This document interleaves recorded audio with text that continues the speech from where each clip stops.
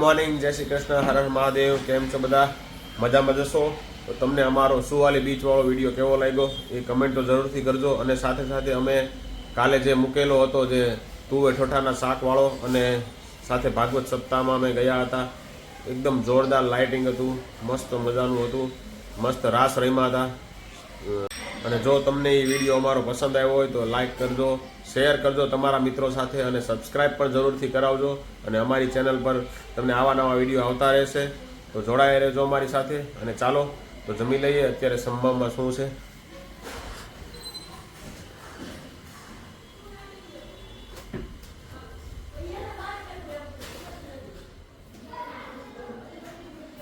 આજે રવિવાર હોવાથી જમવામાં છે ફાફડી અને ચા.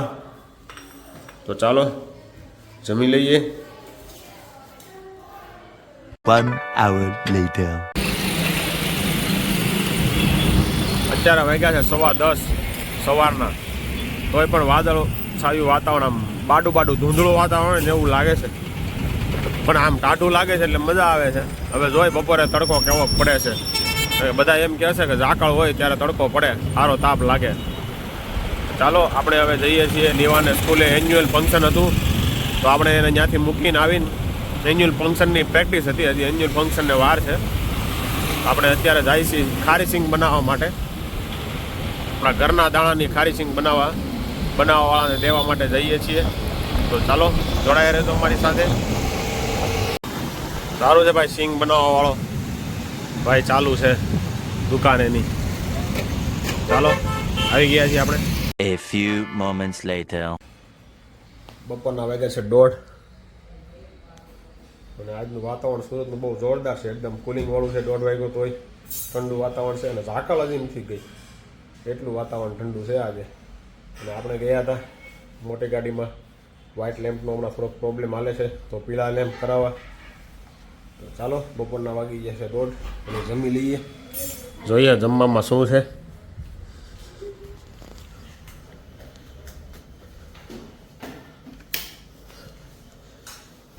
જમવામાં છે ચોળીનું શાક ને દાળ ભાત, રોટલી, હળદર નથી એલા આજે? આપો હળદર આપો. ચાલો તો જમી લઈએ. આપણે આવી ગયા છીએ ભાણુના ખમણ ખાવા માટે. જીયાનભાઈને કીધુંની ઈચ્છા હતી કે મસાલાવાળા ખમણ ખાવા છે. બરાબર ને જીયાન? બરાબર નહીં? તો ચાલો નાસ્તો કરી લઈએ. વાગ્યા છે 5:30. ચાલો તો નાસ્તો કરી લઈએ ભાણુના ખમણ. ચાલો ભાઈ, આજે તો ભાઈ રવિવાર છે. આ લોકોએ ભાણુના ખમણ ખાઈ લીધા છે. ખાલી મારા માટે એક જમવાનું બનાવ્યું છે. તો આપણે આ લસણની ચટણી બનાવી છે અને સાથે છે ભાખરી અને ચા.